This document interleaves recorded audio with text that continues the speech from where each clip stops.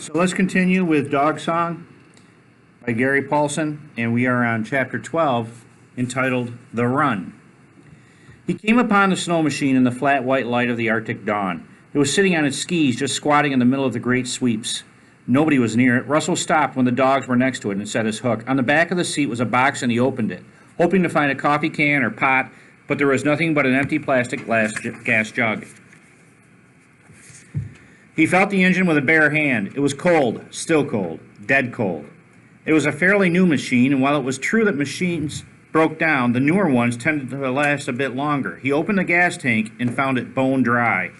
A smile cut his lips and made them bleed. "They are not of the land," he said to the dogs. "They need fuel that is not part of the land. They cannot run on fat and meat." A small set of footprints led off ahead of the machine, but there were also snow machine tracks. It was as if another snow machine had gone ahead, but left the person to walk. It made no sense.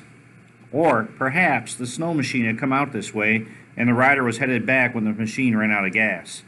That made more sense to Russell, considering the tracks.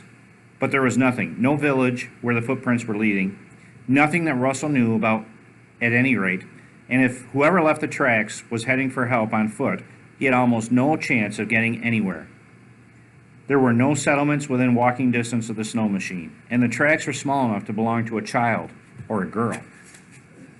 He pulled the hook, and the team started off silently. They had run steadily now for 2 days and needed rest. They could sleep running, a doze sleep, but they needed real rest after the hard work of a long run. But with a full light, Russell could see the high wisps of clouds that meant a storm was coming. He wanted to try to catch whoever was ahead before the storm hit. On foot, he could not be carrying much of a shelter, nor could he be carrying much food. And if it was a child, he would probably not survive a bad storm. Russell let the dogs adopt a slower trot, but he kept them going steadily, watching the tracks ahead. At first they didn't seem very fresh. The rising wind had blown them in so that some of them were filled completely. But as the hours passed, they seemed to be getting cleaner, newer. Now and then the lead dog dropped his nose to smell them, looking for scent, and Russell could see his ears jerk forward whenever he got a bit. And when the darkness came again, the leader started to run with his nose down all the time, following the smell of the trail that must be fresh, Russell knew, to hold for the dogs.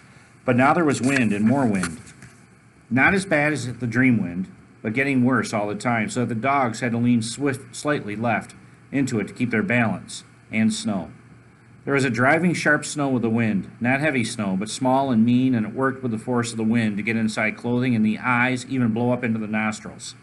And finally, when he could no longer see the trail, no longer see the front end of the team, could barely make out the two-wheeled dogs directly in front of the sled, finally he came to the time when he should stop and hole up in the storm. And he did not. He drove them on.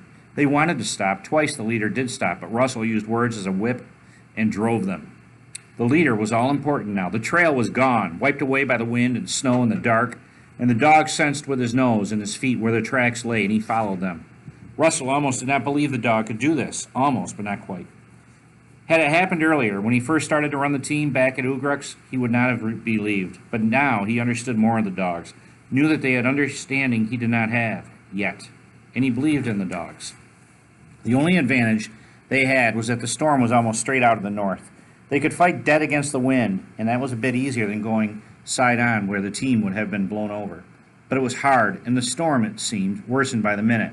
At length, Russell sensed that they were going up a slight incline, not a hill so much as a gradual upgrade, and at the top the dogs stopped dead in the wind. He yelled at them, swore at them, finally began slamming the sled with his mittened hand and threatened to come up with the unseen dogs and beat them into submission. But they would not move. So they are done, he thought. He would have to make a shelter and ride the storm out, but first he would walk to the front of the team and bring the leader back around and use the dogs to form a part of the shelter. He staggered against the wind to the front of the line, and he reached down for the collar on the lead dog. He tripped and fell on something in the trail. When he recovered, he saw that it was a booted foot attached to a leg, and by moving up along the leg, he found a person with a parka lying curled up, face away from the wind, extremely still. He shook the finger with his hand, but there was no response, as he thought the person must be dead. So much death, he thought. Ugruk, and now this person, so much death given in this hard place. But as he turned around, he saw the arm move, or thought he saw movement, and when he looked back, he was sure of it. The bulky form had some life. Somewhere inside the round shape, huddled on the trail, there was a living person.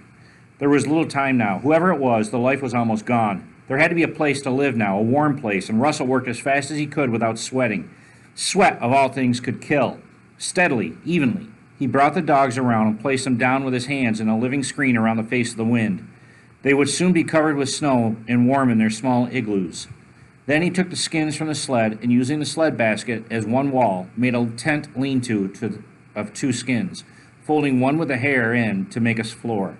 The wind took the tent down twice, pulling the skins out and away so that they had to fight hard to keep them. But at last, using some bits of cord from the sled bag, he tied the skins down at the corners of the sled and packed snow around them as they held. The wind would blow more snow in and pack them still further. Then he put the lamp and a partial carcass into the lean-to and went back for the figure in the snow. It took much heaving, pulling on the feet to get the unconscious person into the lean-to and reclose the flap so the wind wouldn't tear it open. But he succeeded at last and fumbled with matches to get the lamp going.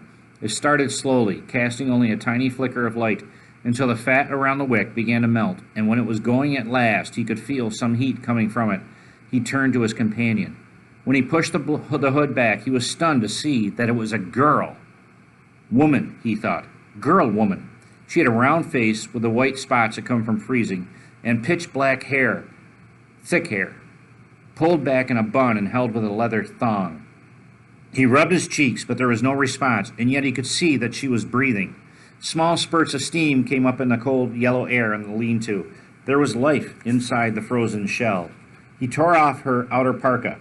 Really, it was a light anorak made of canvas, and underneath she had on a vest. When the parka was off, he realized she was not a young woman, but she was pregnant. This realization stopped him, and he settled back on his haunches to think of it. There were so many strange things here. She was where she couldn't possibly be, riding a snow machine that had run out of gas, with no supplies, coming from nowhere and going nowhere. She couldn't be, and yet she was. And she was pregnant and nearly dead. He chipped some pieces of fat off the deer carcass and added them to the lamp. He did it several times more while he thought on what to do. Soon the lamp was full of fat, and he remembered the dream, remembered the woman trying to save the children from starvation. He took his finger and dipped it in the fat of the lamp and wiped it across her blue lips. There was no indication from the woman girl at all. He did it again and again until some of the fat had worked into her mouth, and then he saw the jaw move. Not a swallowing, not a chewing, but a ripple in the jaw muscle. She was coming back. Soon the pain would hit her. When somebody had gotten close to death by freezing, and he comes back, Russell knew there was terrible pain. Sometimes it was possible to relieve the pain by rubbing snow on the frozen parts, but when it was the whole body, nothing helped. The pain had to be. It was considered by some, by Ugruk, to be the same pain as birth. To have been close to death and come back could not be done without the pain of birth. Russell sat back again, then cut some meat and held it over the flame. After the pain would come hunger. She would want to eat, as he wanted to eat. The meat softened with the flame, and when it had taken on some warmth, he ate part of it. Doing so made him think of the dogs, and he considered cutting them food. He decided to let them sleep for a time first. They had run long and were probably too tired to eat. Instead, he ate some more meat and watched the woman girl he had rescued. He did not think anything, just left his mind blank. There was nothing to think, just the storm outside and the girl woman who had almost died, but who had come back. He was extremely tired, and as soon as the shelter, drummed into noise by the wind and blown snow, he warmed and the meat had reached his stomach. He couldn't hold his eyes open. He slept sitting up, or didn't sleep so much as close his eyes, and ceased to be in the tent.